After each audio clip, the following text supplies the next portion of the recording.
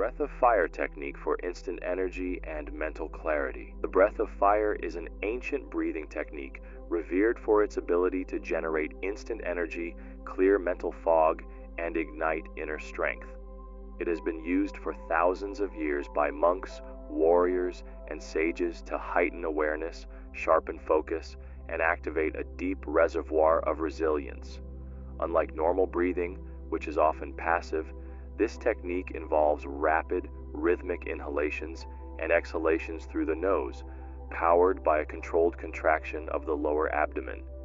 Each exhale is forceful, engaging the diaphragm like a bellows, while the inhale happens effortlessly as a natural reflex.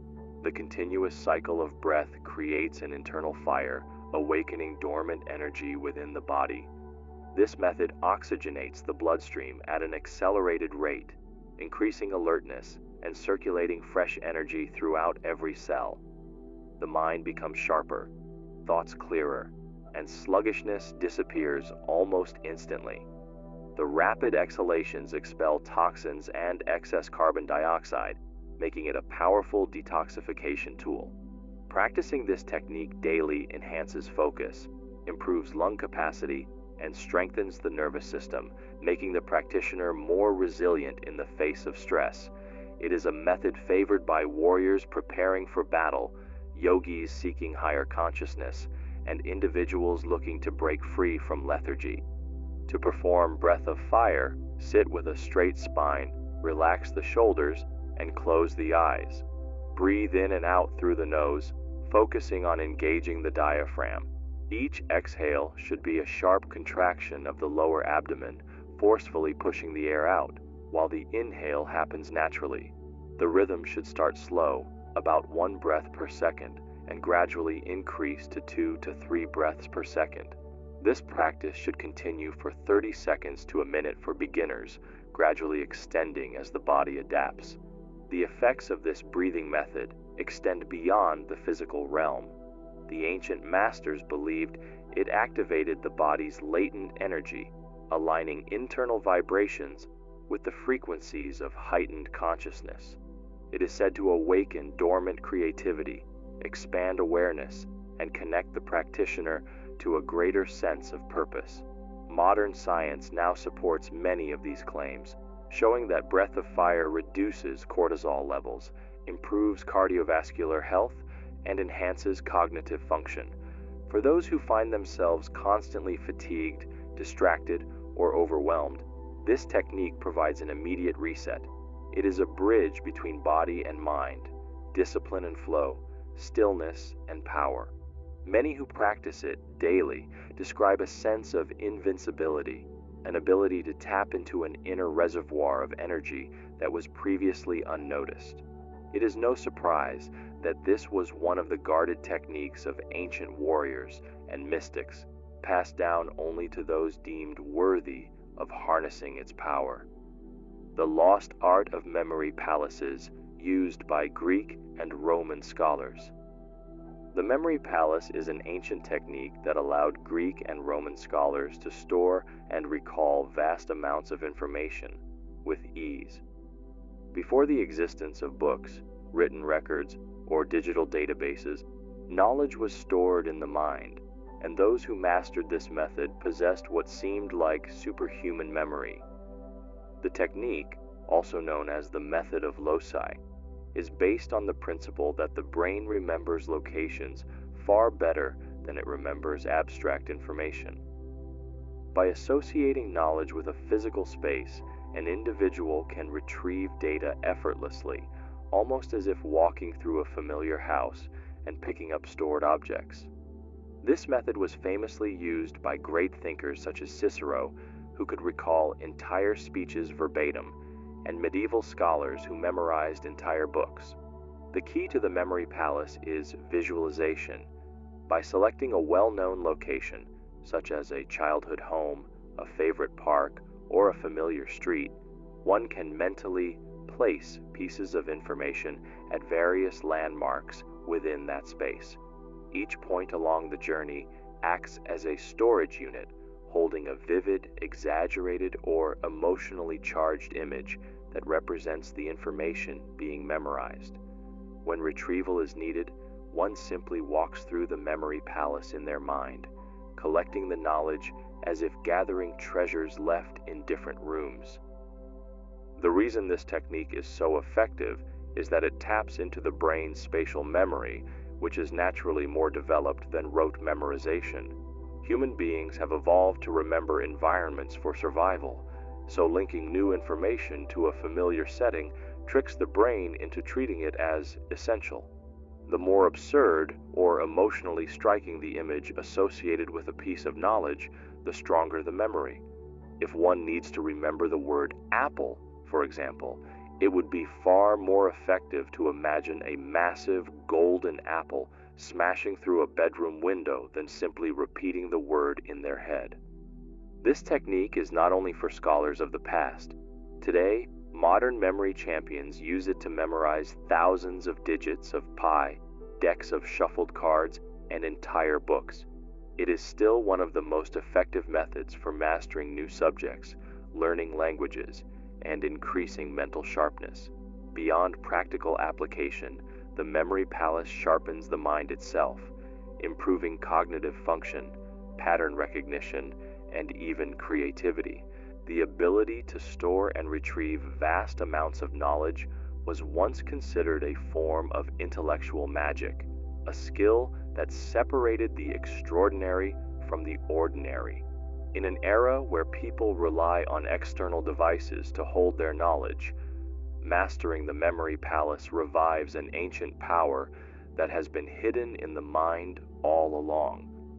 For those who seek to sharpen their intellect, increase their ability to learn, and develop a nearly photographic memory, this lost art provides a path to mental mastery. The power of mudras, hand gestures that unlock hidden energies. Throughout history, hidden within the sacred practices of yogis, monks, and mystics, there existed a knowledge so profound that it required no tools, no external forces, only the positioning of one's own hands. This was the secret of mudras, ancient hand gestures believed to influence energy flow, alter consciousness, and unlock hidden reserves of strength, wisdom, and healing. These gestures were more than mere symbols. They were keys to controlling the body's internal energy, a practice so powerful that it was often reserved for the initiated. Mudras work by directing prana, or life force energy, through the body. Each finger represents a different element: earth, water, fire, air, and ether, and by placing the fingers in specific positions, practitioners could activate different energy channels and achieve a desired state of being. This was not superstition. Modern science confirms that different finger positions can stimulate various parts of the brain, affecting everything from mood to focus, memory, and even physical health. Some of the most powerful mudras include the Gyan mudra, where the tip of the thumb and index finger touch to enhance wisdom and concentration, and the Prana mudra, where the ring finger and little finger touch the thumb to boost vitality and awaken dormant energy.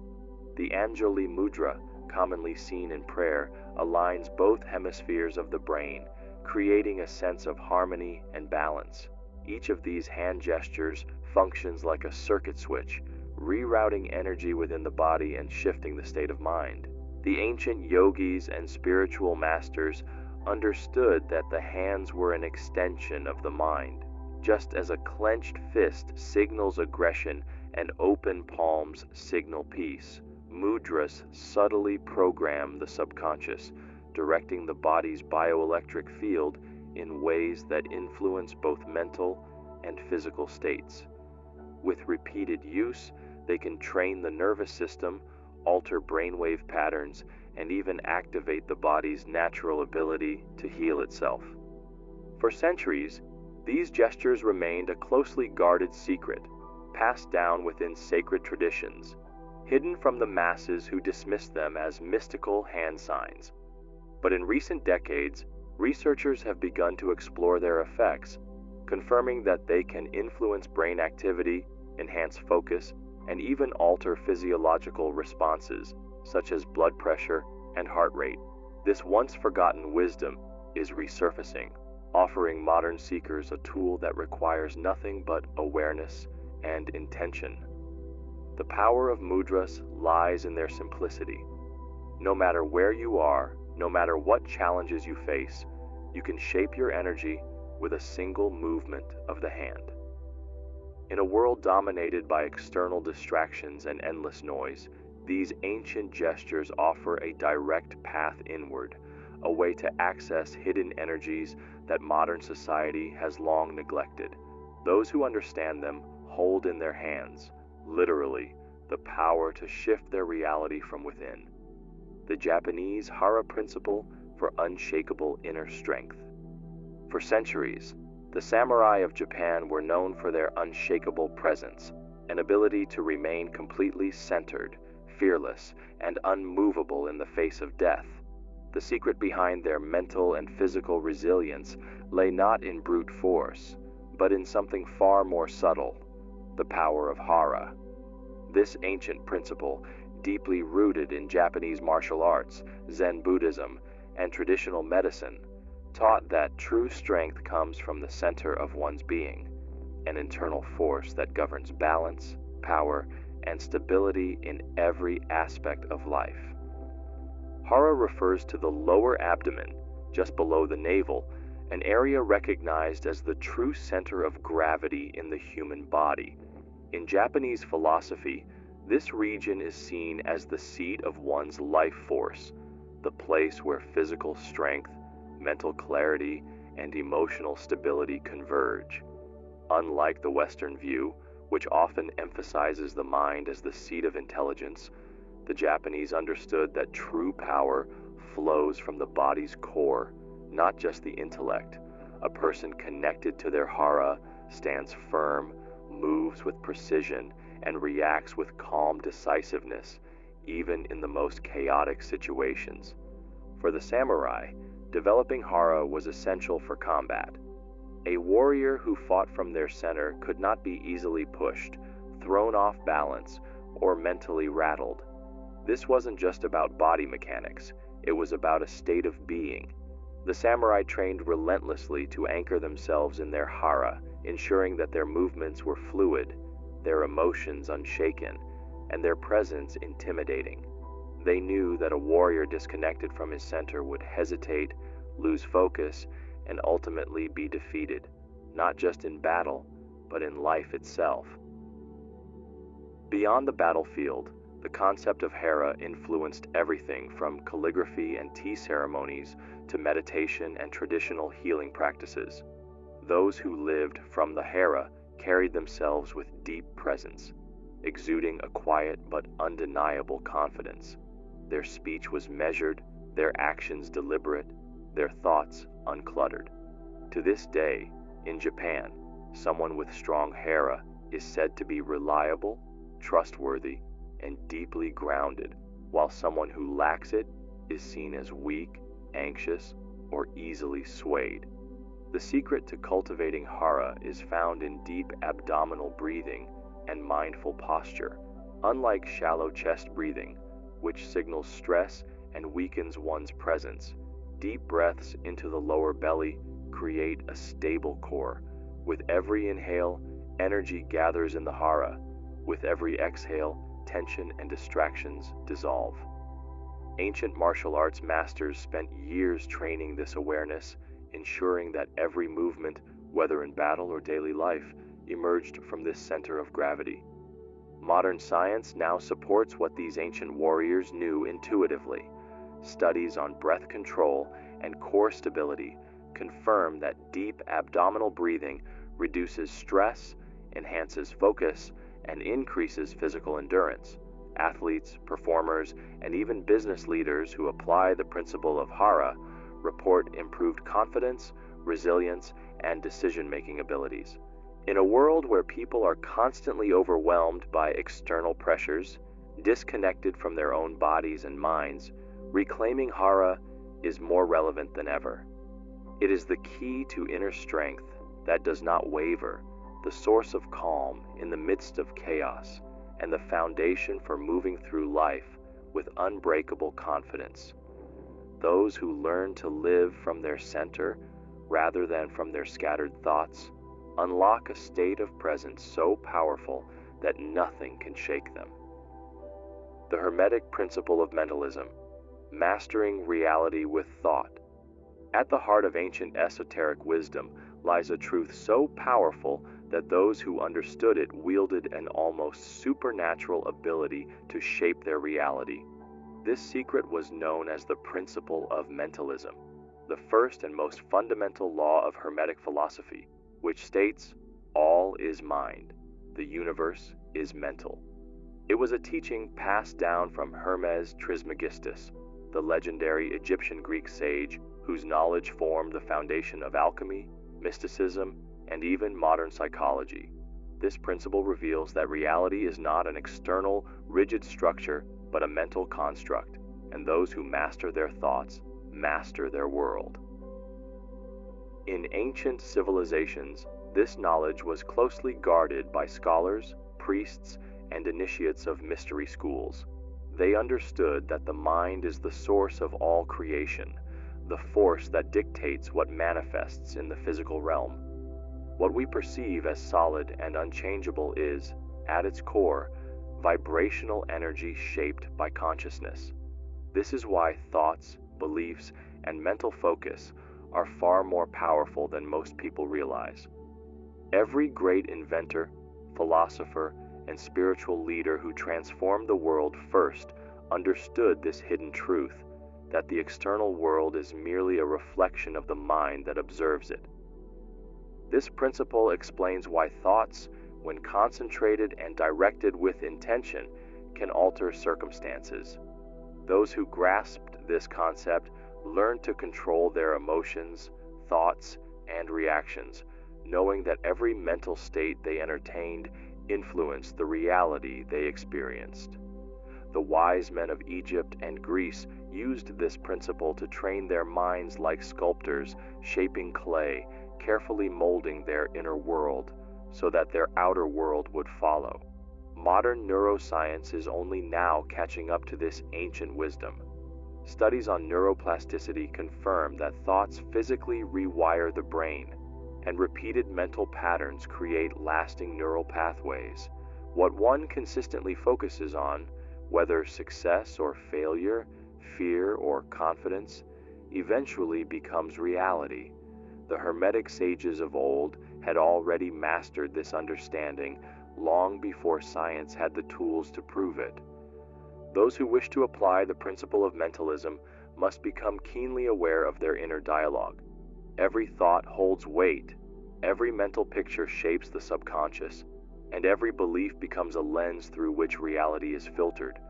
To transform one's life, the first step is not external action, but internal mastery. By taking conscious control of the mind, one begins to rewrite reality itself. This is the key to true manifestation, not wishful thinking, but absolute mental discipline, unwavering focus, and the ability to see the world not as it is, but as it could be willed into existence. The secret Egyptian sleep temples for deep healing and visionary insights. In the heart of ancient Egypt, hidden within sacred temple walls, existed one of the most profound and mysterious healing practices ever recorded. Known only to the priesthood and initiates of the mystery schools, these were the sleep temples, sacred chambers where individuals would enter altered states of consciousness, experience profound healing, and receive visions that could change the course of their lives. These temples were not places of ordinary sleep. They were designed as portals to the subconscious, where higher realms of wisdom could be accessed, and the body could undergo deep, cellular restoration. Unlike modern medicine, which treats symptoms, the ancient Egyptians understood that true healing required alignment of the mind, body, and spirit. The sleep temples functioned as a form of dream therapy and spiritual surgery, where carefully guided rituals, sacred incantations, and hypnotic states induced transformative experiences. Priests trained in the art of dream incubation would guide visitors into a state between wakefulness and sleep, a liminal realm where the conscious mind dissolved, allowing direct communication with the divine, the subconscious, and the hidden forces governing one's destiny. Those seeking healing would first undergo purification rituals, including fasting, bathing in sacred waters, and reciting chants to align their vibration with higher energies. The priests would then use sound frequencies, aromatic resins like frankincense and myrrh, and hypnotic rhythms to lull the individual into a deep trance. Once in this state, the sleeper would receive visions, answers to life's greatest dilemmas, guidance from the gods, or symbolic messages revealing the roots of their ailments. Many awoke with profound clarity, feeling physically renewed and spiritually awakened. The most famous of these temples was dedicated to Imhotep, the legendary Egyptian physician and high priest. Those who entered his temple often left cured of ailments that had plagued them for years. These ancient healers understood that the mind itself was the greatest medicine, and that sleep was not merely a time of rest, but a gateway to a hidden dimension of healing intelligence. Today, the knowledge of the sleep temples has nearly vanished, yet remnants of their wisdom persist in practices like lucid dreaming, hypnotherapy, and guided visualization. Modern sleep research confirms that the brain undergoes profound self-repair during deep sleep, processing unresolved emotions, strengthening the immune system, and consolidating knowledge in ways still not fully understood. The ancient Egyptians had already mastered this knowledge, using dream states as a tool for profound transformation. For those seeking deeper healing, the lost wisdom of the sleep temples suggests a radical shift. Rather than looking outward for answers, turn inward. Before sleep, set a powerful intention, ask a question, or visualize an outcome. The subconscious, when properly directed, will respond in ways that defy logic, offering insights, restoring health, and revealing hidden truths buried within the soul. The ancients knew that within the silent corridors of the dream world lies the key to unlocking the deepest mysteries of existence. The Persian art of Tarof, psychological influence through politeness. Beneath the surface of everyday interactions in Persian culture lies an ancient and intricate art of persuasion, respect, and strategic social maneuvering. This is Tarof, a centuries-old tradition that goes beyond mere politeness. It is a form of psychological influence wrapped in humility, generosity, and ritualized courtesy. On the surface, Tarof may appear as an elaborate exchange of excessive pleasantries, but those who understand its depths recognize it as a powerful tool for navigating social hierarchies, asserting influence, and subtly controlling interactions. At its core, Tarof is the practice of offering and refusing in a way that creates a delicate dance of honor and social expectation. A host will insist that a guest take more food, refusing to accept a decline. A shopkeeper will claim there is no charge for an item, expecting the buyer to insist on paying. A person of high status may downplay their own importance, inviting others to express further admiration. While it may seem like an endless cycle of false offers and refusals, Tarof is not about deception. It is a carefully orchestrated ritual designed to show humility, establish social bonds, and subtly reinforce one's standing. The psychological power of Tarof lies in its ability to shape perception. By appearing overly generous, a person increases their prestige. By declining offers repeatedly, one signals self-restraint and dignity. By carefully navigating the exchange, both parties reinforce a silent understanding of mutual respect and obligation. Those unfamiliar with Tarof may mistake it for insincere flattery, but its practitioners understand it as a sophisticated form of influence, a way to create reciprocity, maintain social harmony, and even assert dominance without direct confrontation. In diplomacy, business, and negotiations, Tarof serves as an invisible force, allowing one to dictate the terms of an interaction without appearing forceful. A merchant who insists that a customer take a gift appears generous, but also subtly pressures the recipient to either return the favor or feel indebted. A leader who downplays their own power ensures that others elevate them even further. A guest who refuses an offer multiple times before finally accepting appears both modest and appreciative, strengthening their reputation. The Stoic practice of Premeditatio Malorum, preparing for any crisis. There is a secret technique practiced by the greatest minds of history that turns fear into power and uncertainty into absolute preparedness. It is called Premeditatio Malorum, the Stoic art of negative visualization, and it has been used for over 2,000 years to fortify the mind against hardship, eliminate emotional fragility, and prepare for life's worst moments before they even happen. The great Roman emperor and philosopher Marcus Aurelius wrote, "Begin each day by telling yourself, 'Today I shall meet with interference, ingratitude, insolence, disloyalty, ill will, and selfishness.'" This was not pessimism. It was a method of mental conditioning, a way to anticipate difficulties before they arrived, so that when they did, they had no power to shake him. By envisioning potential misfortunes, not to dwell in fear, but to prepare, he ensured that no crisis would ever catch him off guard. This technique was not just for emperors. Stoic thinkers like Seneca, Epictetus, and countless warriors, leaders, and scholars used Premeditatio Malorum to train themselves for battle, loss, betrayal, or even death. By mentally rehearsing worst-case scenarios, they removed their emotional sting, transforming fear into calculated response. The mind, when exposed to an idea repeatedly, becomes desensitized to it.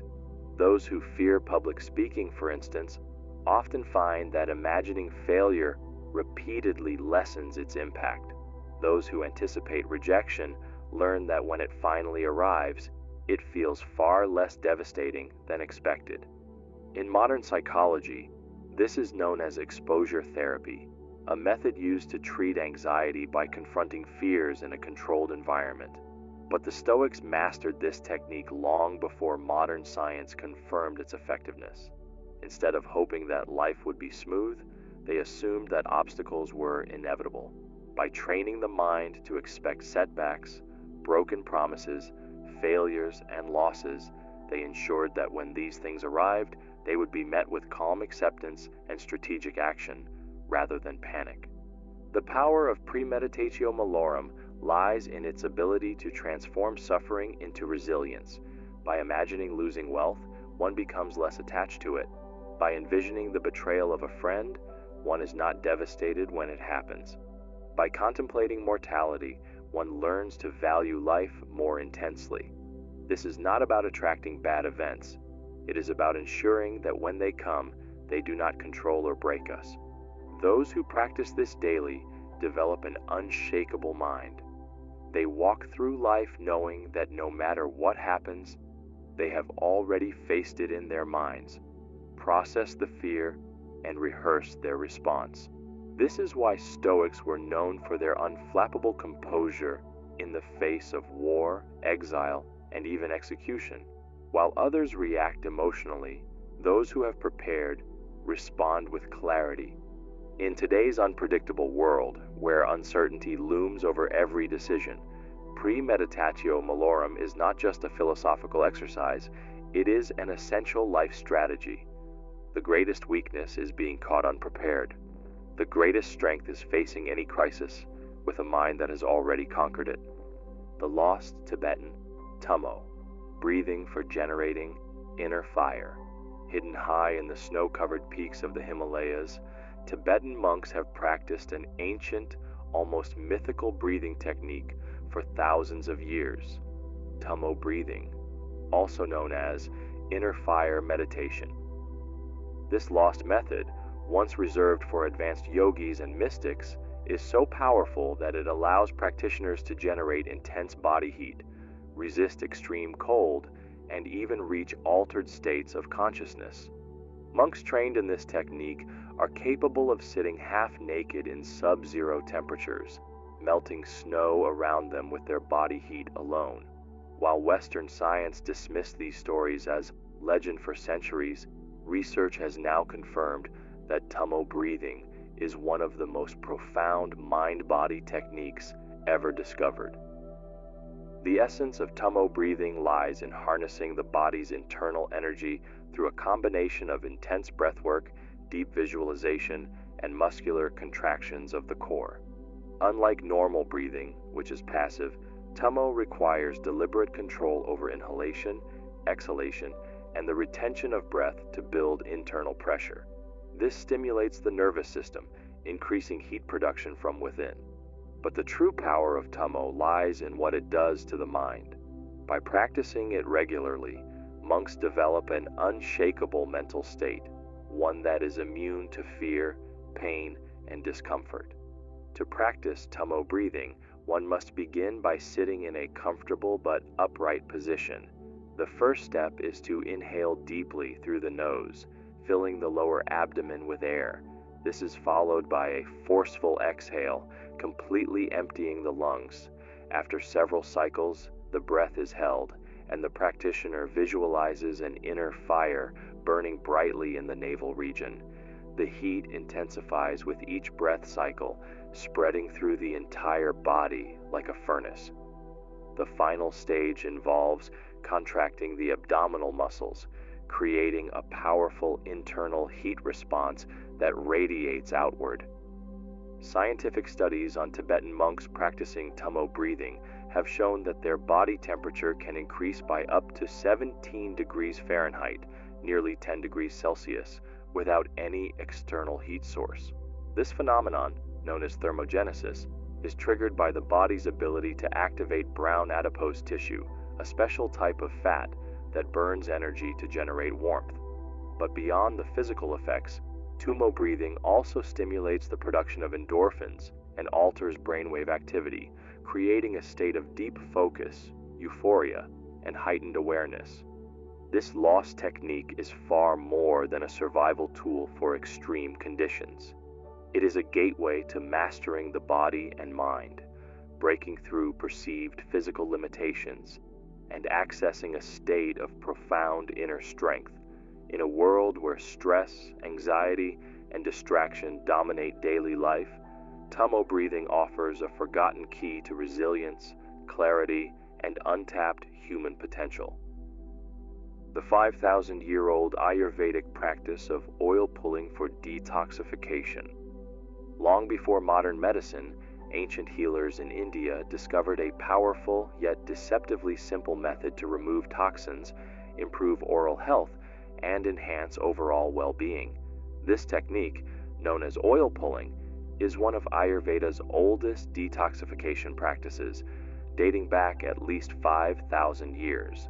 Unlike temporary health trends, oil pulling has withstood the test of time because of its profound effects on both physical and mental health.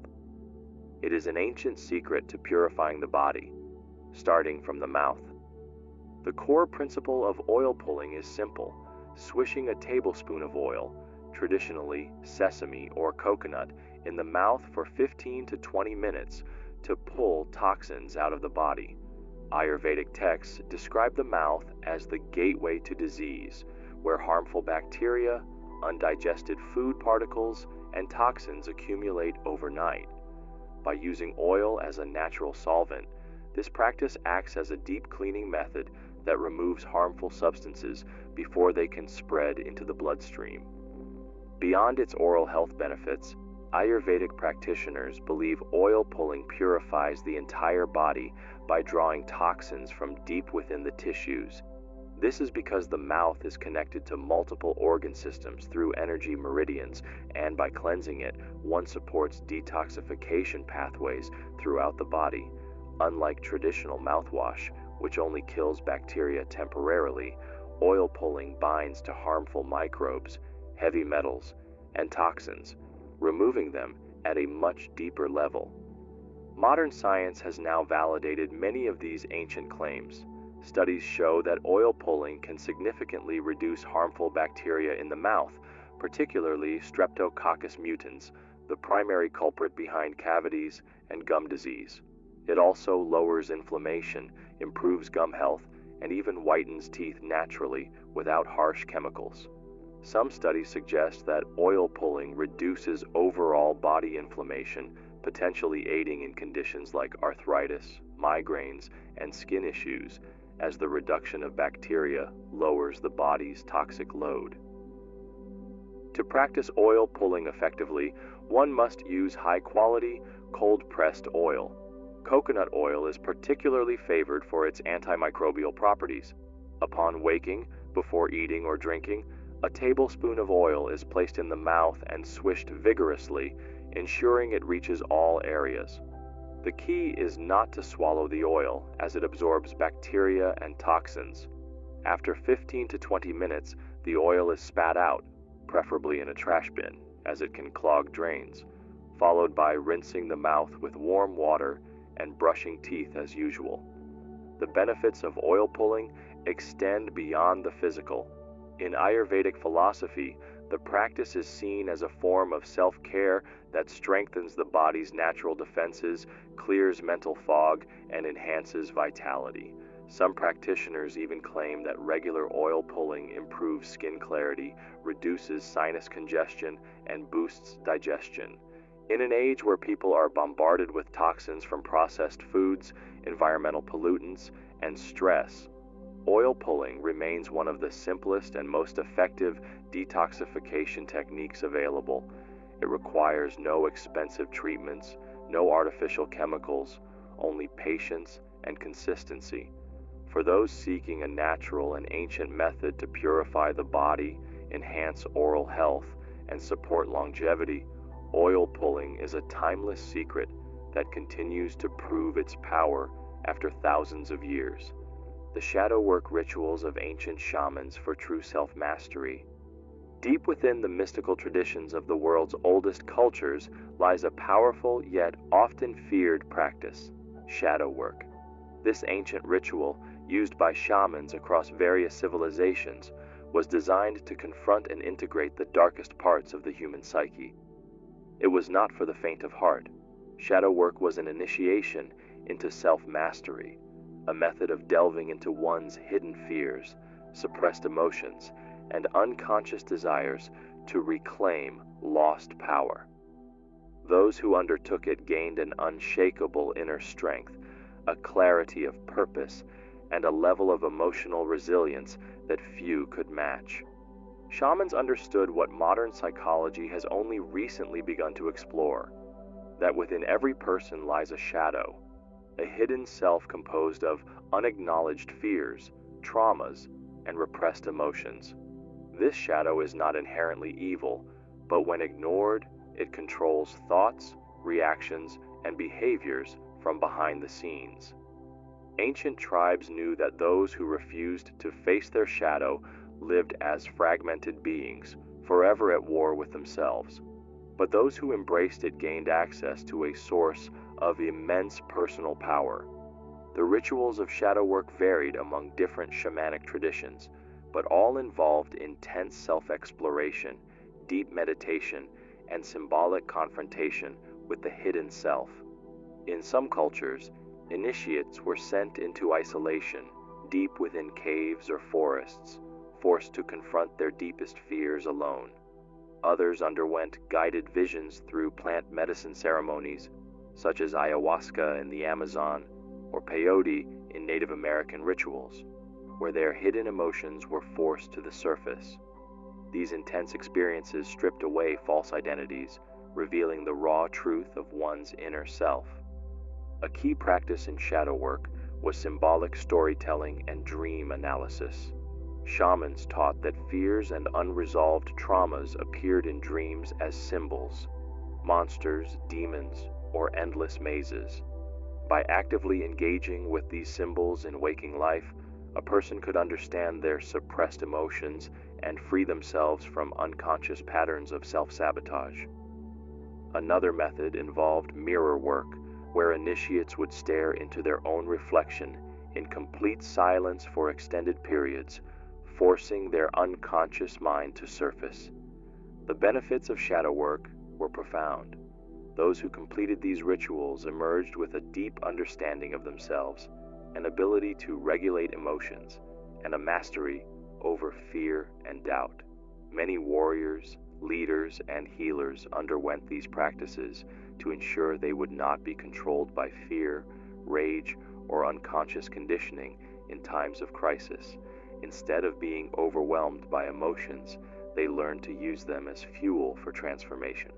Modern psychology now acknowledges the power of shadow work, aligning with Carl Jung's concept of integrating the unconscious mind. However, what shamans practiced was far more intense than mere self-reflection. It was a sacred rite of passage, an initiation into a higher state of being. For those brave enough to embark on this journey today, the rewards remain the same: freedom from fear, unbreakable inner peace, and a level of self-awareness that few ever achieve. The Viking berserker mindset for unstoppable courage in battle. Among the most feared warriors in history, there existed an elite group whose very presence on the battlefield struck terror into the hearts of their enemies, the berserkers. These Viking warriors were not ordinary fighters. They were forces of nature, seemingly possessed by an unstoppable fury, immune to pain, fear, and hesitation. Their secret was not just brute strength, but a unique mental conditioning technique that transformed them into near-invincible warriors. The berserker's mindset was built upon an ancient practice of harnessing controlled rage, transcending physical limitations, and entering an altered state of consciousness. In battle, they did not fight with calculated strategy alone. They entered a state known as Berserkergang, a trance-like fury that shut down fear responses, enhanced physical endurance, and allowed them to fight beyond normal human limits. While others hesitated in battle, berserkers became pure instinct, pure force, pure destruction. The preparation for Berserkergang began long before battle. Warriors underwent rigorous mental and physical conditioning, enduring extreme weather, fasting for extended periods, and performing high-intensity training with heavy weapons. These brutal conditions rewired their nervous systems to tolerate immense pain and push through exhaustion. But the real secret lay in their mental programming. Berserkers used deep visualization techniques to become one with their warrior spirit. They would meditate on becoming untouchable, often associating themselves with the fiercest animals: bears, wolves, or wild boars. Some warriors even wore animal skins to fully embody these predatory instincts. By adopting the identity of a beast, they removed the human tendency for fear, hesitation, or doubt. They became the fight itself. Before battle, they would chant war songs, perform ritualistic breathing exercises, and enter deep trances, activating their sympathetic nervous system to its highest potential. The result? An altered state where pain became irrelevant, wounds did not slow them down, and fear simply did not exist. Some scholars believe they used specific herbs or mushrooms to enhance this state, but others argue that their mindset alone was enough to trigger these extreme physiological changes. Berserkers were also masters of psychological warfare. Their reputation alone caused opponents to lose morale before the fight even began. Stories of warriors who could continue fighting with mortal wounds, who felt no pain, and who charged into battle with wild, inhuman intensity created an aura of unstoppable force. To fight against a berserker was to fight against pure willpower incarnate. The Viking way of thinking was clear. Fear is an illusion, hesitation is death, and strength is found in the mind before the body. They did not just train physically, they trained their perception of reality itself, conditioning their minds to believe in their own invincibility. This was not arrogance, but an ancient neurological technique to override survival instincts, a process that modern elite soldiers, extreme athletes, and endurance specialists now study. Science now confirms that mental conditioning plays a bigger role in performance than physical strength alone. The mind controls pain tolerance, reaction time, and even biochemical responses to stress. The Vikings had already mastered this concept. They understood that if a warrior could rewrite their mental programming to remove fear, their body would follow, allowing them to perform feats beyond normal human limits.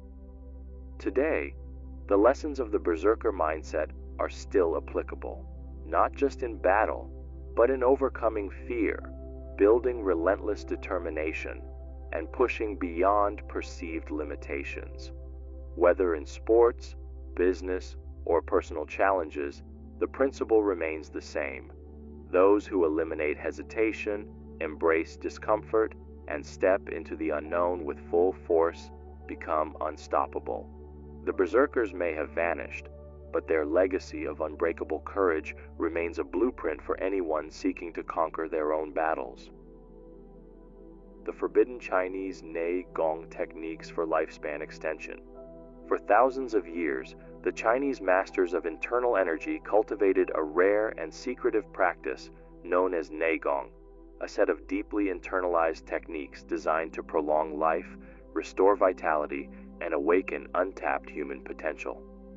Unlike the more well-known Qigong, which focuses on external movements, Nei Gong operates on a much deeper level, working on the body's energy system, internal organs, and mental state to achieve longevity and supernatural resilience. The practitioners of Nei Gong were often monks, hermits, or members of elite warrior sects who sought to harness and refine the body's energy, or qi, to its highest form. This was not a simple exercise. It was an internal transformation that altered the practitioner's nervous system, slowed aging, and strengthened the body's self-healing mechanisms. Some of these techniques were so powerful that they were considered forbidden knowledge, passed down only to the most dedicated disciples, for fear that misuse could disrupt the body's natural balance or lead to dangerous energy imbalances. At the heart of Nei Gong are practices that restructure the way energy flows through the body, using controlled breathwork, precise movements, and deep meditative states. Advanced practitioners develop an ability called bone marrow washing, an esoteric process that allows the body to regenerate at the cellular level, eliminating disease and reversing the effects of aging. This technique was said to be used by the Shaolin monks and Taoist immortals, some of whom reportedly lived well beyond 100 years in perfect health. One of the core Nei Gong practices involves Dantian breathing, where energy is stored and cultivated in the lower abdomen. Unlike shallow chest breathing, which weakens the body over time, this technique teaches the practitioner to breathe deeply into the Dantian, the energy center just below the navel, increasing oxygen flow and stabilizing internal energy. By doing this, the body enters a state of near-total rejuvenation, slowing the metabolic process and reducing the oxidative stress responsible for aging. Modern science is now beginning to confirm the effectiveness of Nei Gong principles. Research shows that slow, controlled breathwork combined with meditation reduces inflammation, boosts immune function, and extends telomere length, the biological markers of aging. In essence, the Chinese Nei Gong masters had already unlocked the secrets of cellular regeneration long before modern medicine even understood DNA. Many of the oldest living Taoist monks attribute their longevity to this practice. While most people unconsciously burn through their energy reserves by overworking, stressing, and improper breathing, Nei Gong practitioners train themselves to store, refine, and circulate their energy for maximum efficiency. In doing so, they tap into a lifespan extension method that remains one of the most mysterious and powerful practices ever recorded. The forbidden nature of Nei Gong techniques stems from the fact that they are not meant for the casual practitioner. Mastery requires absolute discipline, as misuse can disrupt the delicate balance of the body's natural energy system.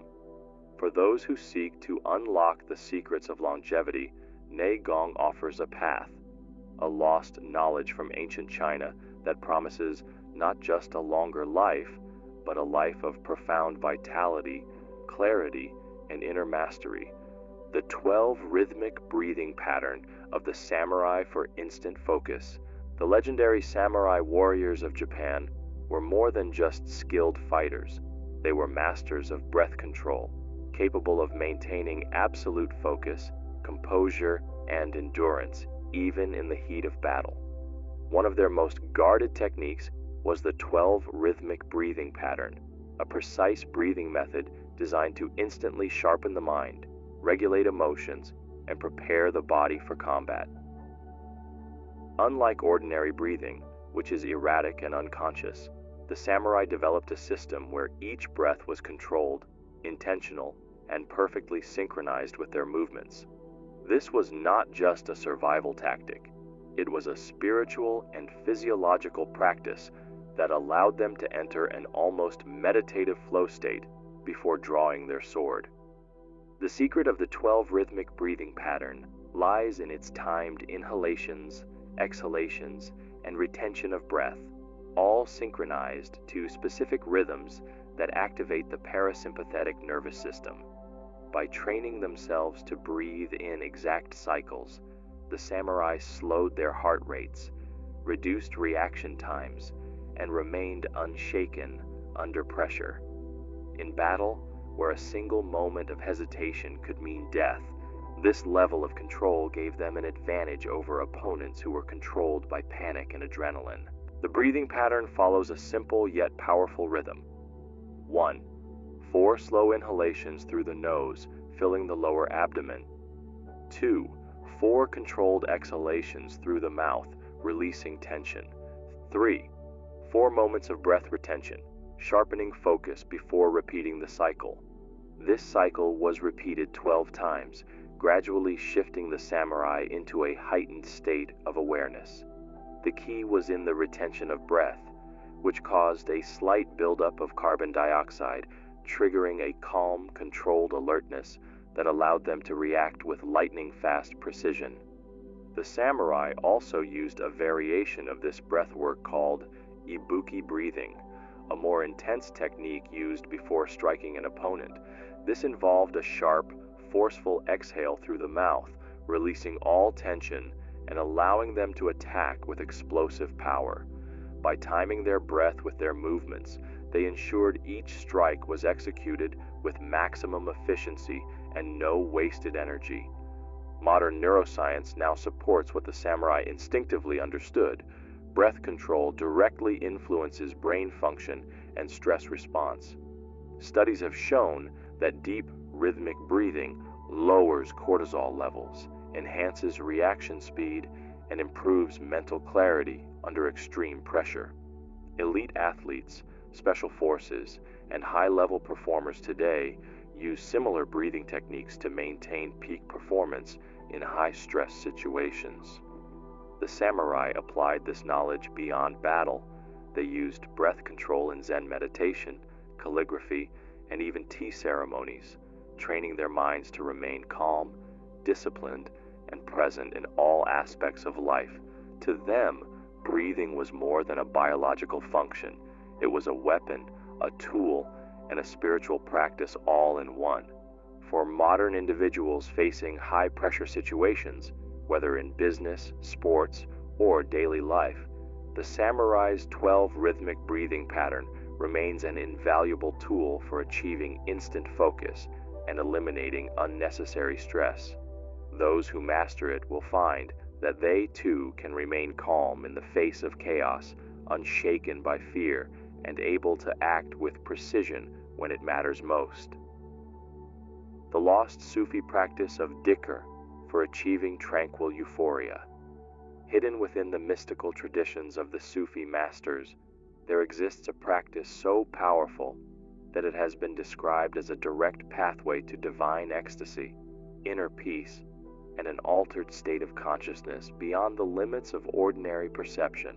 This practice is known as Dhikr, an ancient and sacred technique of repetitive chanting, rhythmic breathing, and deep meditative focus that allows the practitioner to dissolve the ego, quiet the mind, and experience an overwhelming sense of blissful tranquility. For centuries, the Sufi mystics of the Middle East and North Africa have used Dhikr as a method of achieving divine connection, training their bodies and minds to enter a heightened spiritual state through the repetition of sacred phrases, controlled breathing, and rhythmic bodily movements. Unlike conventional meditation, which seeks stillness through silence, Dhikr is an active meditation, where the body, breath, and voice align in perfect harmony to produce a trance-like state of euphoria. The word Dhikr translates to remembrance, as the practice is designed to bring constant awareness of the divine presence, dissolving the barriers between the material and the spiritual realms. Practitioners begin by repeating sacred phrases such as La ilaha illa Allah, there is no God but God, or the names of the divine, synchronizing their breath with the words. Some forms of Dhikr involve controlled breathing cycles, while others incorporate swaying, rhythmic rocking, or spinning, as famously performed by the whirling dervishes. The science behind Dhikr reveals its profound neurological and physiological effects. The rhythmic repetition slows brainwave activity, shifting the mind into alpha and theta states, the same states experienced in deep meditation or hypnosis. This reduces stress hormones, increases serotonin levels, and induces a natural euphoria, similar to what is achieved through intense athletic performance or psychedelic experiences. Many Sufi practitioners describe feelings of limitless peace, expanded consciousness, and a deep emotional release, as if their bodies and minds are being purified. But Dhikr is not just about spiritual ecstasy. It is also a powerful tool for mental resilience and emotional healing. In ancient times, warriors and travelers used Dhikr to cultivate an unshakable inner calm, knowing that fear, anxiety, and doubt could not take hold of a mind that was deeply anchored in remembrance. Today, modern neuroscientists are studying how repetitive sound meditation, like Dhikr, can rewire the brain, alleviating conditions like depression, PTSD, and chronic stress. The power of echolocation, used by blind mystics to navigate in darkness. One of the most astonishing and little-known human abilities, one that has remained hidden in the shadows of history, is the power of echolocation, a skill that allows individuals to navigate complete darkness using only sound and heightened sensory perception. While commonly associated with bats and dolphins, certain blind mystics, monks, and warriors throughout history have developed this ability to see without sight, using echoes to map their surroundings with an almost supernatural level of precision. The ancient masters of echolocation understood a profound truth. The human brain is capable of adapting in ways that defy logic, compensating for lost senses by enhancing others to a nearly superhuman level. In various cultures, ranging from Buddhist monks in Tibet to indigenous shamans in the Amazon, individuals who lost their sight trained themselves to see through sound, using subtle auditory cues to construct an accurate mental image of their environment. The method is based on active sound production, a process where the practitioner makes a soft clicking noise with their tongue or a gentle tapping sound, then listens carefully as the sound waves bounce off objects around them. These echoes provide the brain with detailed information about distance, shape, texture, and even movement, allowing them to sense walls, doorways, obstacles, and even people in complete darkness. Modern science has now confirmed that the human brain can repurpose the visual cortex to process sound-based spatial information, meaning that blind individuals who master echolocation literally see through their ears. Studies of expert ecolocators have shown that their brains activate the same regions used for sight, proving that the mind is far more adaptable than we once believed. This ability was once considered a rare mystical talent, but it turns out it is a latent skill that anyone can develop with the right training. Some of the earliest recorded instances of human echolocation come from Tibetan monks who lived in pitch-black caves, where they refined their ability to detect obstacles without the need for light. Similarly, certain Native American tribes trained their warriors to use sharp, controlled sounds to navigate dense forests at night, giving them an advantage over enemies who relied solely on vision. Even in ancient China, blind martial artists developed sound sight techniques using sharp breath sounds and subtle vibrations to detect movements in combat. In the modern world, a handful of individuals, like Daniel Kish, a blind man who mastered echolocation, have demonstrated just how powerful this ability can be. Kish, often referred to as the real-life Batman, can ride a bicycle, hike through nature, and explore complex environments using only his clicking technique. His skill is proof that echolocation is not just an exotic ability found in myth, but a real, trainable human skill that has been overlooked by modern society. The implications of this are extraordinary.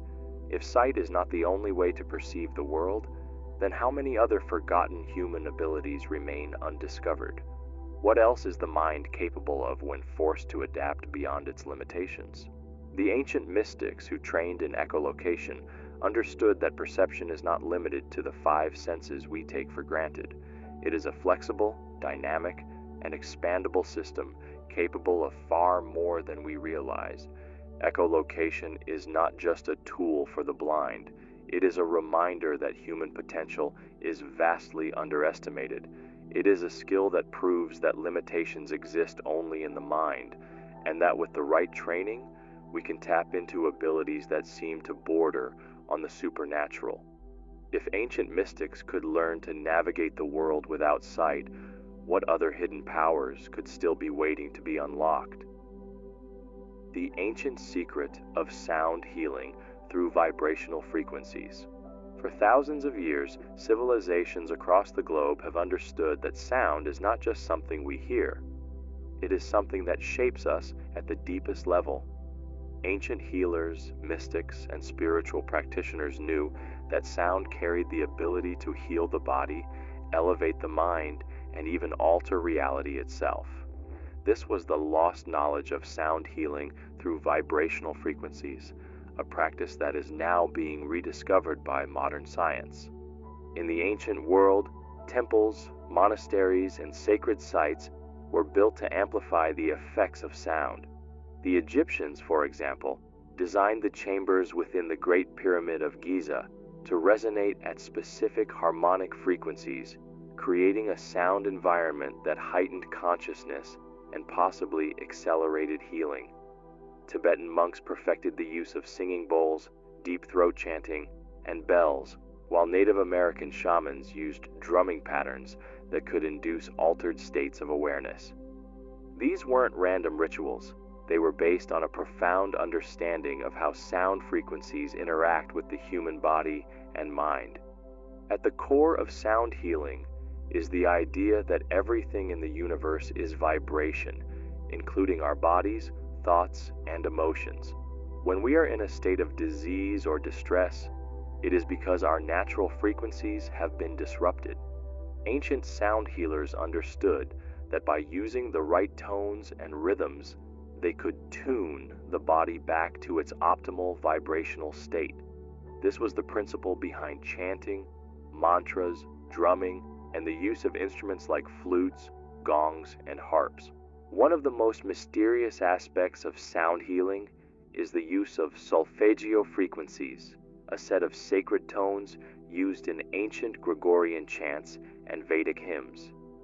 These frequencies, such as 528 Hz, the miracle tone, and 432 Hz, the natural frequency of the universe, were said to repair DNA, calm the nervous system, and open higher states of consciousness.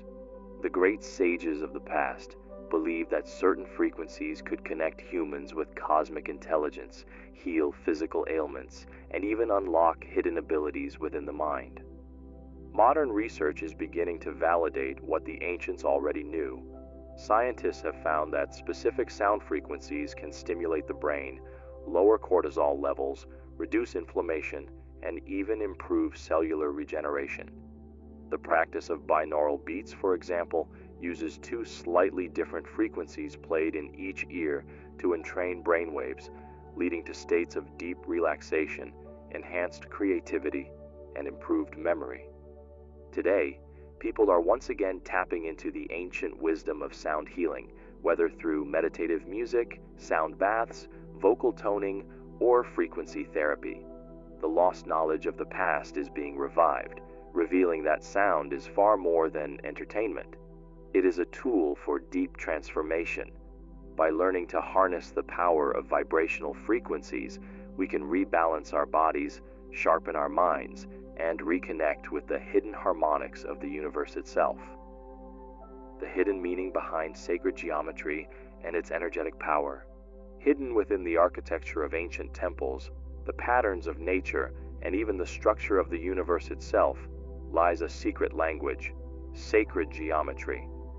For thousands of years, mystics, philosophers, and mathematicians have studied these divine patterns, believing they held the key to understanding the fabric of reality itself. From the spirals of galaxies to the blueprint of human DNA, sacred geometry is the hidden code that connects all things.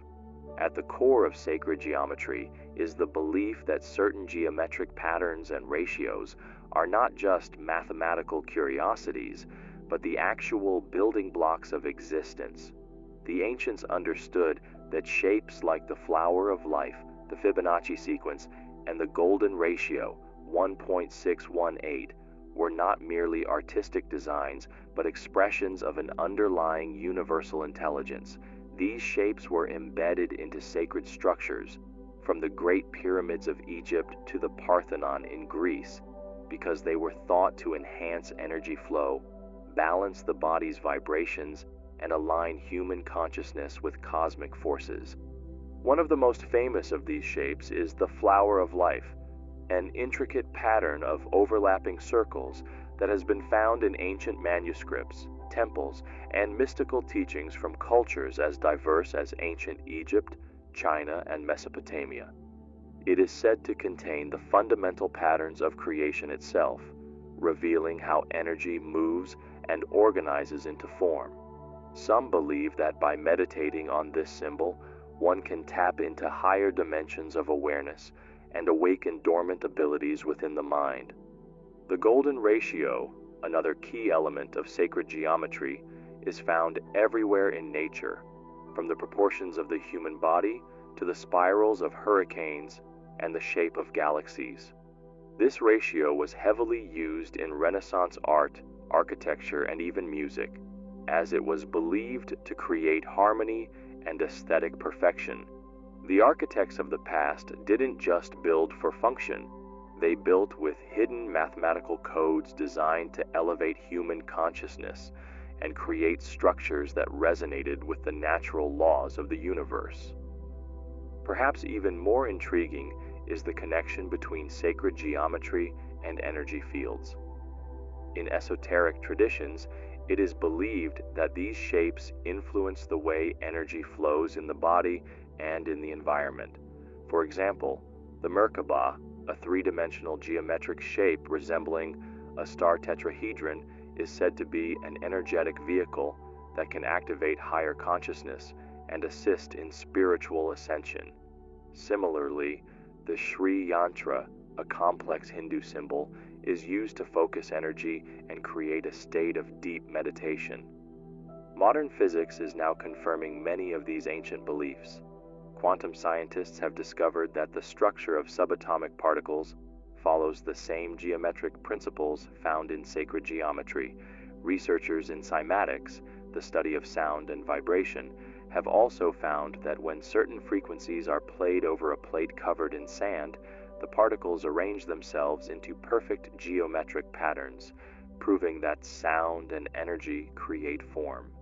The ancients left clues everywhere, from cathedrals to mandalas to the very structures of nature itself, suggesting that geometry is not just a human invention, it is woven into the very essence of reality.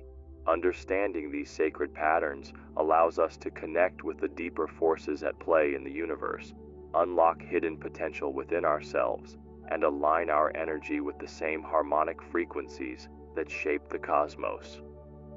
The secret of sacred geometry has been passed down through mystery schools, hidden within the world's greatest artistic and architectural masterpieces, and encoded in religious and philosophical traditions.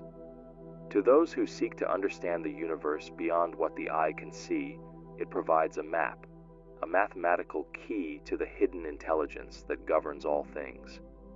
By embracing its wisdom, we begin to see the world not as random chaos, but as an intricately designed masterpiece, one that we too are a part of. The Egyptian opening of the mouth ritual for awakening inner senses. Deep within the mystical traditions of ancient Egypt, there existed a sacred ritual believed to grant the power of spiritual perception, heightened intuition, and the awakening of hidden senses. This ritual, known as the opening of the mouth, was originally performed to restore consciousness and spiritual awareness to the deceased, but its true secret went far beyond funerary rites. The Egyptian priesthood and initiates of the mystery schools understood that this ritual was not merely about the afterlife, it was a formula for awakening higher perception in the living. The opening of the mouth was performed using sacred tools, often an adze, an ankh, and a ceremonial staff, each item carrying deep symbolic meaning. While historians often describe the ritual as a symbolic act meant to allow the deceased to speak and eat in the afterlife, the hidden meaning was far more profound. The ceremony stimulated energy points in the body, activating dormant faculties of perception, increasing awareness, and enhancing one's ability to see beyond physical reality. Ancient Egyptian initiates believed that the senses of an ordinary person were dulled by the distractions of material existence. Only through ritual purification, focused intention, and sacred ceremony could an individual activate their third eye, open their energetic meridians, and awaken their true spiritual vision. The priests would touch the mouth, eyes, ears, and forehead of the subject with a ceremonial instrument, symbolizing the opening of all sensory channels, both physical and metaphysical. Many initiates underwent this ritual while still alive as part of advanced spiritual training. The goal was to achieve a heightened state of perception, allowing them to access realms beyond the physical world. Egyptian temples were designed to act as resonance chambers, amplifying spiritual energy, and those who successfully underwent the ritual reported vivid visions, enhanced intuition, and the ability to perceive subtle energy fields. Modern science is now beginning to validate some of these ancient beliefs. The activation of the pineal gland, a tiny organ in the brain responsible for producing melatonin and regulating states of consciousness, has been linked to mystical experiences and heightened awareness. Ancient cultures, including the Egyptians, understood that certain sound frequencies, rituals, and energy activations could stimulate this gland, creating expanded perception. The true power of the opening of the mouth ritual was its ability to help individuals transcend ordinary perception and connect with higher states of reality. Those who mastered this practice gained deeper insight into themselves, heightened creative abilities, and a sharpened intuitive sense, all of which enabled them to move through life with greater wisdom and purpose. While the original ceremony may have been lost to time, its underlying principle remains. When we awaken our senses, when we truly open our mouths to the wisdom of the universe, we reclaim our ability to see beyond illusions and access the vast hidden dimensions of existence. The secret of Wu Wei, the Taoist art of effortless action.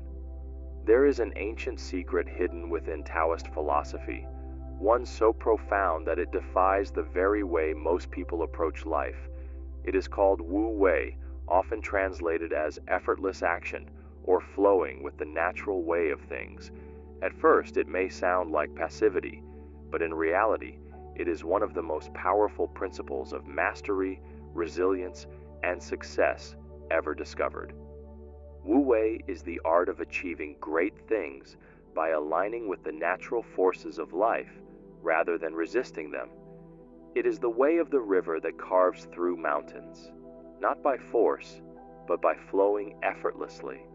It is the way of the skilled martial artist who defeats a stronger opponent by redirecting their energy rather than using brute strength. It is the way of the sage who moves through life with grace, responding perfectly to circumstances without stress or struggle. Taoist masters observed that nature does not force its way forward. The trees do not struggle to grow, they simply reach toward the sun. The wind does not fight its path, it moves where there is least resistance. This was the essence of Wu Wei, learning to move in harmony with life rather than against it. The true power of Wu Wei is that it allows an individual to access a state of peak performance, deep intuition, and spontaneous right action. When in this state, decisions are made effortlessly, actions flow naturally, and challenges resolve themselves without strain. The great warriors, artists, and thinkers of history, whether knowingly or unknowingly, have all tapped into this principle. To practice Wu Wei, one must learn the art of non-resistance. This does not mean inaction, but rather acting in perfect alignment with what the moment requires.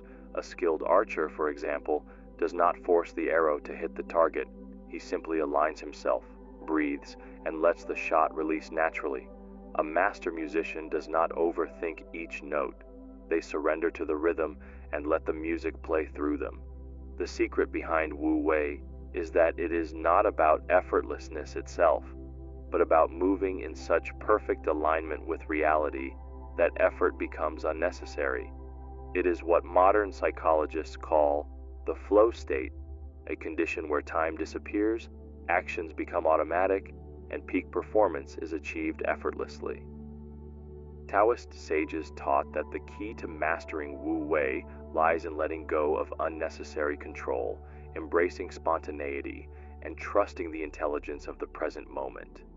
It is about learning to sense the natural movement of life and flowing with it, rather than forcing it into unnatural directions.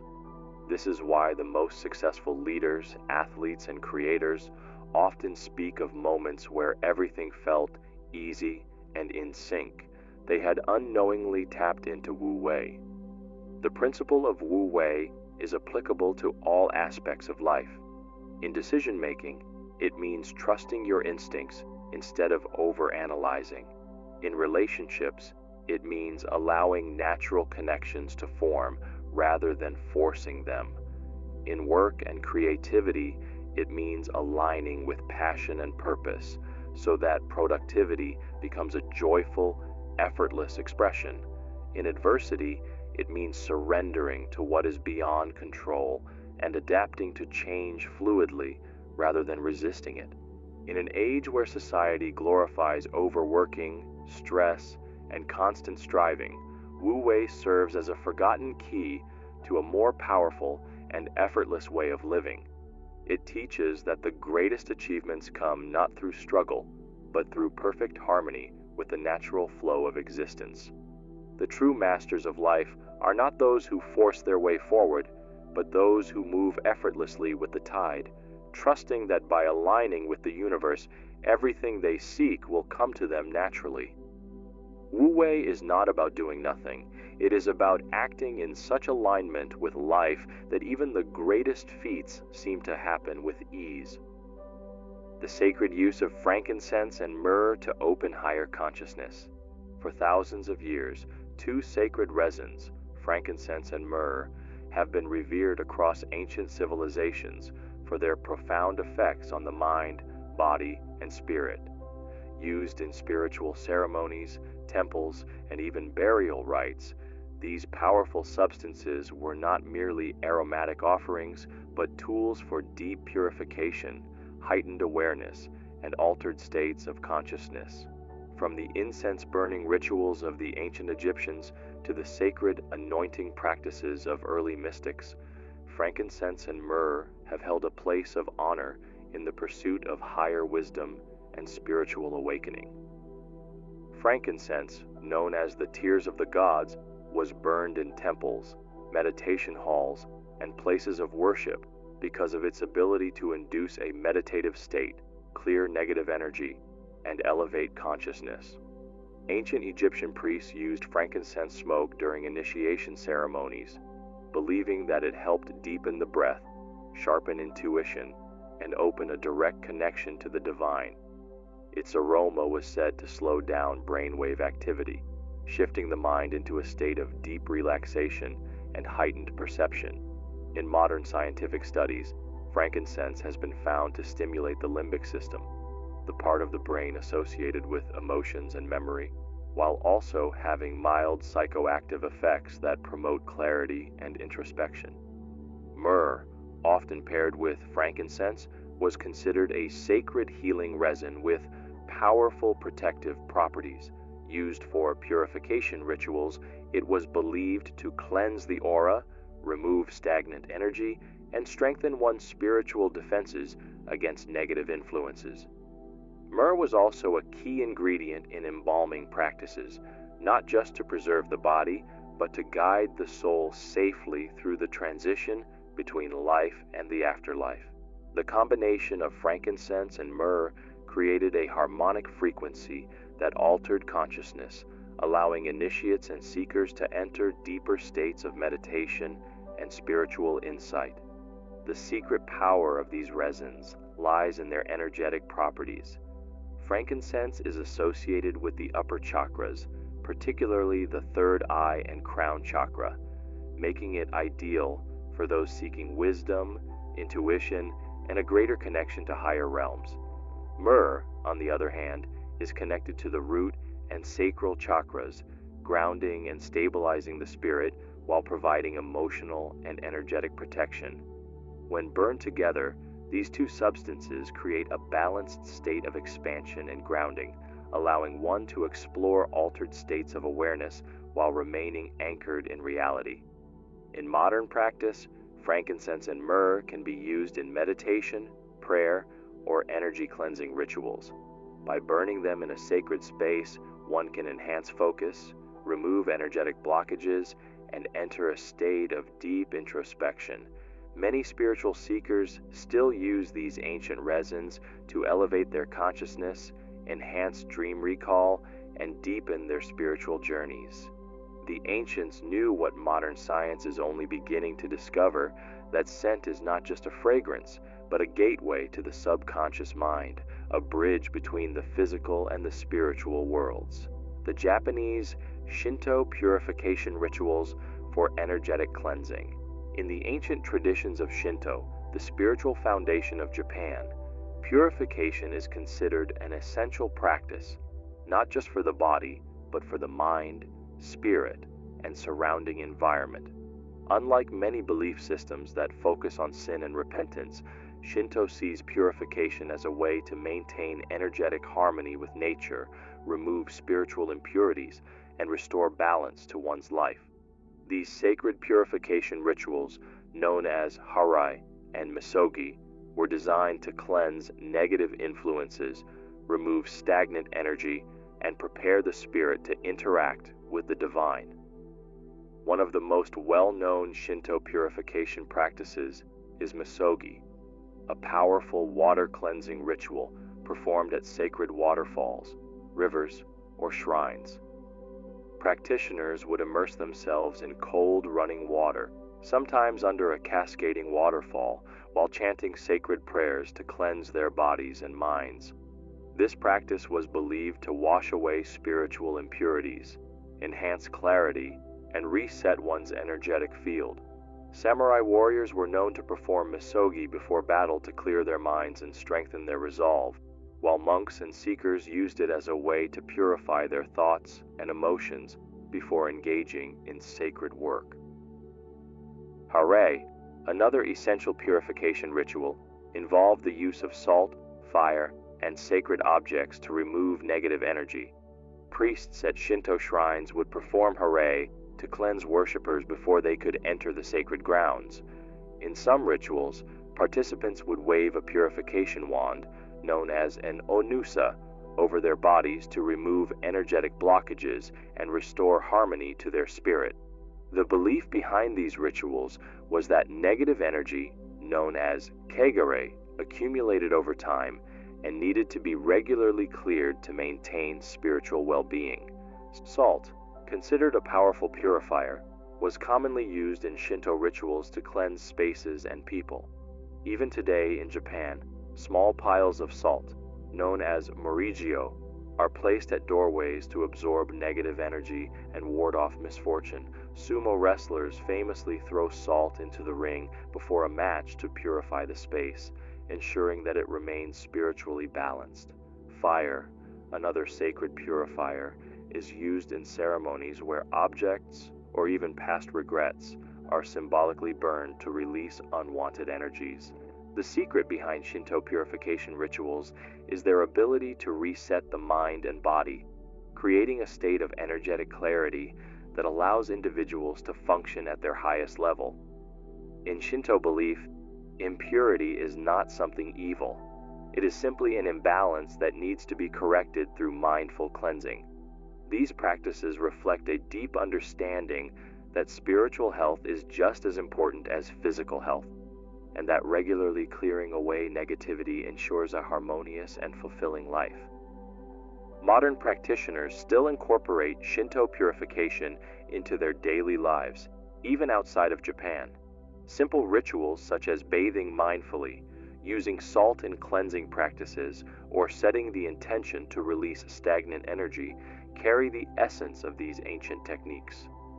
Whether through water, fire, or sound, the purpose remains the same: to clear what no longer serves, to restore balance, and to move forward in life with renewed clarity and strength. The wisdom of Shinto purification teaches that true cleansing is not just about hygiene, but about releasing the burdens we carry in our energy field, thoughts, and emotions. By adopting these ancient rituals, one can create a space of clarity, inner peace, and harmony with the unseen forces of the universe. The ancients understood that purification was not just an occasional practice, it was a way of life, a constant renewal of the self, and a pathway to higher awareness. The art of thought seeding, how ancient masters programmed reality. Hidden within the mystical traditions of ancient wisdom keepers, sages, and esoteric schools was a secret practice so powerful that it allowed individuals to shape their reality with precision and intent. This technique, known as thought seeding, was based on the understanding that the mind is not just a tool for processing the world, it is the architect of reality itself. Those who mastered this practice understood that thoughts, when properly directed and planted in the fertile soil of the subconscious, would grow into tangible experiences, opportunities, and outcomes. The core principle behind thought seeding was that the universe is a mental construct, a fluid and responsive field that mirrors back what is consistently impressed upon it. In ancient traditions, this was known as the law of correspondence, expressed in Hermetic teachings as above, so below, as within, so without. By intentionally crafting thoughts, visualizing them with clarity, and embedding them deep into the subconscious, ancient masters could program their minds, and by extension, their external reality, to align with their desires. One of the most powerful thought-seeding methods was ritualized mental imprinting, in which a person would meditate, chant, or visualize their desired outcome repeatedly, often just before sleep or upon waking, when the mind was in a suggestible trance-like state. Ancient Egyptian high priests practiced this within temple chambers, using sacred symbols, spoken affirmations, and mental imagery to plant ideas that would later manifest in the physical world. Similarly, Indian yogis used mantras, breath control, and visualization to shape their inner reality, knowing that what was internalized would eventually externalize. The secret behind this method lies in the reticular activating system, RAS, a part of the brain that filters information and determines what we notice and attract in daily life. Modern neuroscience has confirmed what ancient masters already knew. When a thought is repeated with enough emotion and focus, the mind begins to identify opportunities, resources, and pathways that align with that thought. In simpler terms, thought seeding trains the mind to become magnetized to whatever is planted within it.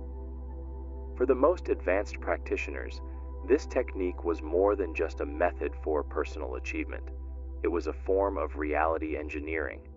Some ancient leaders and mystics believed that entire societies could be programmed through collective thought seeding, using chants, symbols, myths, and collective rituals to shape the cultural and energetic landscape of civilizations.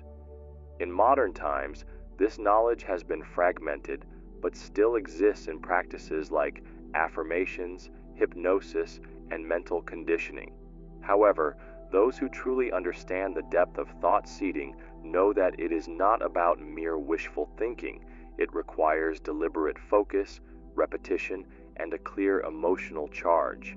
The ancient masters saw reality as an interactive canvas, shaped not by external forces, but by the precision of thought, belief, and deep subconscious imprinting.